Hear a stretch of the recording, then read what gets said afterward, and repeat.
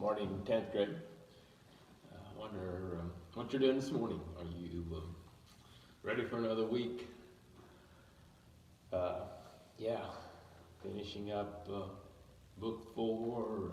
We're, how would you say, going, going, going down the last mile. Uh, yeah, feels good, don't it? Or at least it does to me. This morning, on finishing up on direct and inverse proportions, or yeah, really we're just combining the two a little bit, and they're calling them joint, or what's the other word? Joint or combined. There we go. Yeah, joint or combined, and they're relatively similar. Okay, joint and combined are inverse and direct, putting them together, or doing both of them. I want to do page 38 to 44. So you can, wherever you stopped the other day, finish that and do your self-test 3. And get ready, tomorrow we'll do test. And then start the new book, or the last book. So on 38, it gives you some examples of combined and joint definitions. I see on the bottom of 39 you got to choose whether they are direct, indirect, combined, or joint. Yeah, you can turn back and look in your book if you have questions. That first one's pretty simple, 3.21. Didn't put anything on the board here, but yeah, take a look. V equals CW. That's a, yeah, help me out here. Yeah, direct. Thank you, whoever you were out there. How about the next one? 3.22. Same. You're right. Direct. Am I going too fast here? Are you keeping up with me? How about the next one? You have 3.23, and you have CS over T and R.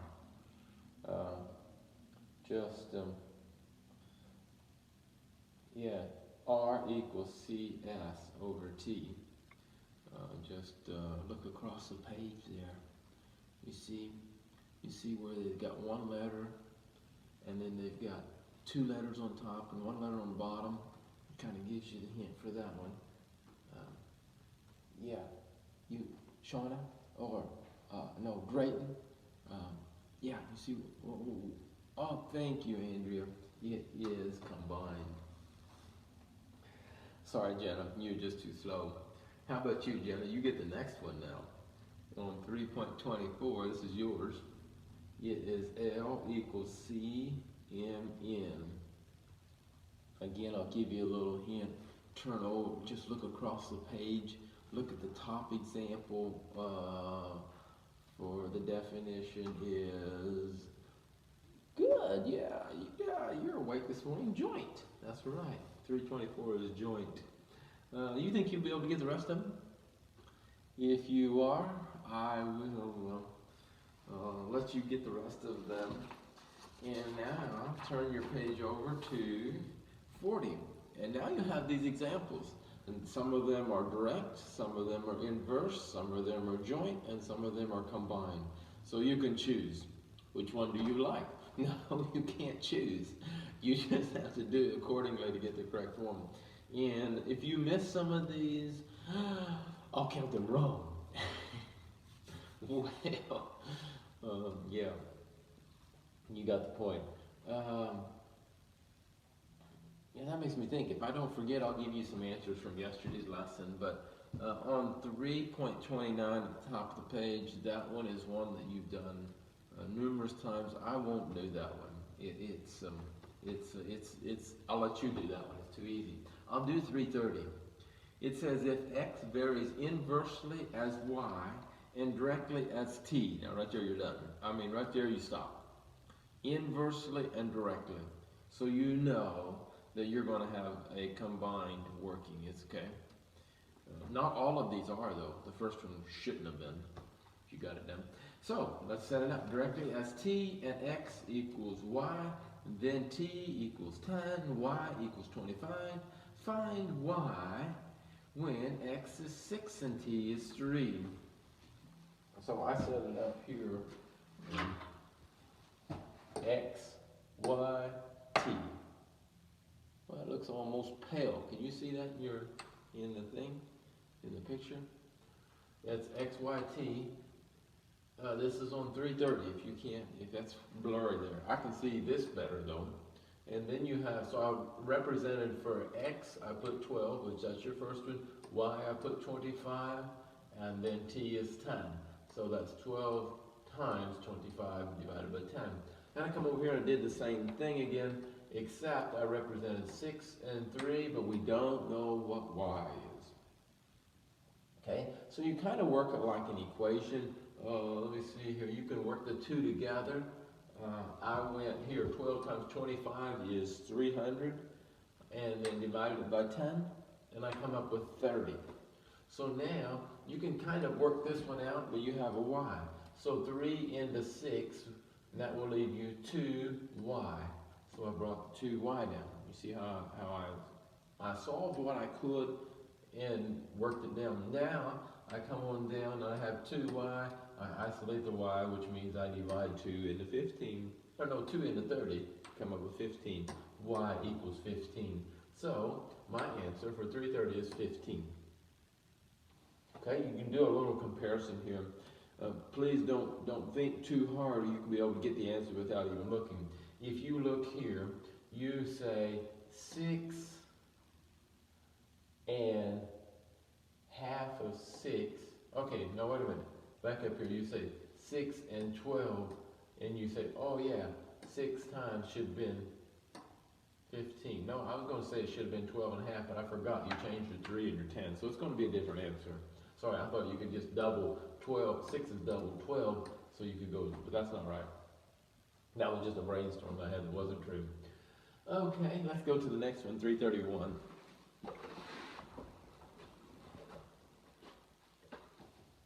This one you actually don't do any problems. They just want you to set it up. And so I shouldn't maybe have let you flounder with this one. I worked a long time trying to figure out how to set this problem up. And if it wouldn't have been for the help of the book, I don't know if I'd have got it right. The force of attraction between two bodies varies jointly as the weight of the two bodies and inversely as the square of the distance between them. Okay, the force between the two bodies is jointly. Okay, so we're working two together. This would have been a compound. Okay, so we're not working them. These here we work separately. Now on this one here, they're joint. So you only have one side of the illustration to let the C represent here. So I have the weight 1 and the weight 2 because it says jointly as the weights of the two bodies. Okay, you got two bodies, weights, and this is a force and this is a distance squared. Okay, so I represented these. I think maybe you could use different examples if you want, or different variables if you wanted. That doesn't matter. But this is the way 331 should have set up. You can study that example if you want to. The answer will appear as a hybrid of joint and combined variation. So here gives you the illustration of the combined, and then it's going to equal your answer. Okay, I'll give you just a little feel of how that works is on 332.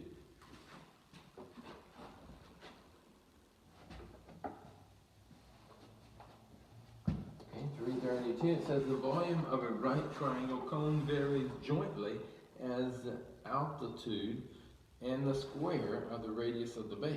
If the volume of the cone, okay, I put it up here, the volume, altitude, and the radius squared. Okay, you don't have to do this little example here, but this helps you know how to place the others.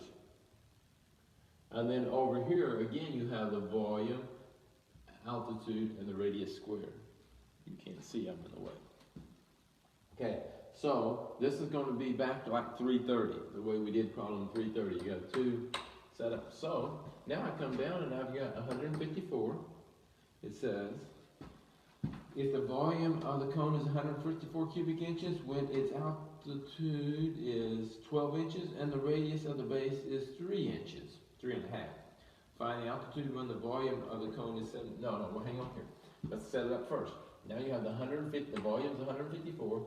You have a radius of an altitude of 12 and the radius of 3.5. Okay, now this radius is squared, so you have to go 3.5 times 3.5. And then when you get that answer, you have to multiply it times this. Okay, you got it. Now you come over here on the other problem that's identical to this. You have 77 as your volume, and then you have y, which this is 12, but we don't know y, and then you have your altitude. We don't know this one, and so the radius is 3 1/3 squared, or 2 1/3. Sorry, 2 1/3 squared. Okay, so you will need to figure that out, and then as you work that problem down, I would solve this one first, and then isolate this one down to the y equals this, and then bring it over. I'm not going to tell you the answer, believe it or not. I just help you set it up, and then I'll let you go. Got one more yet here. I think I should just let you do that on your own. The time it takes to lay a sidewalk of a certain type varies directly as the length and inversely as the number of men working. If 8 men take 2 days to lay 100 feet, how long will 3 men take to lay 150? Okay, now you have combined. Let me give you a little bit of example how to start out and how to set it up. I would do 100 feet, and it takes 8 men 2 days. 8, and then I'm going to put 2 down here. 8 men 2 days to get 100 feet. So now you got over here, you've got 150 men. Well, it looks to me like they changed. I did this wrong. They've got 100 on, I put 100 on, sorry, I got this reversed. Switch it around, put the 100 on the bottom and the 8 men 2 days on top. That makes a difference. Put the 100 on the bottom, 8 men 2 days. And now over here you've got 150 feet, and you've got 3 men. How long will it take 3 men? And we don't know the days. So you've got 3 men, and then let's say y is unknown, or x, or whatever variable you want to move. So now you'll work this one out the same way. I'll let you go from there. It's set up now. Yeah, I don't know of anything else to tell you. If you have trouble with self-test, turn back and look, or call me. And yeah, do your review. You should have your test then for tomorrow. I was going to give you some answers on yesterday's lesson. I forget, where did you start yesterday? Show you my answers, that would be a little scary. You would have started on page 31, so 3.1 should have been about the first answer. Yeah, I don't even remember the examples that we did. So I think we did 3.1, 3.2, 3.3. There is your graph. Here is 3, 4, 5, 6, 7, 8, 9.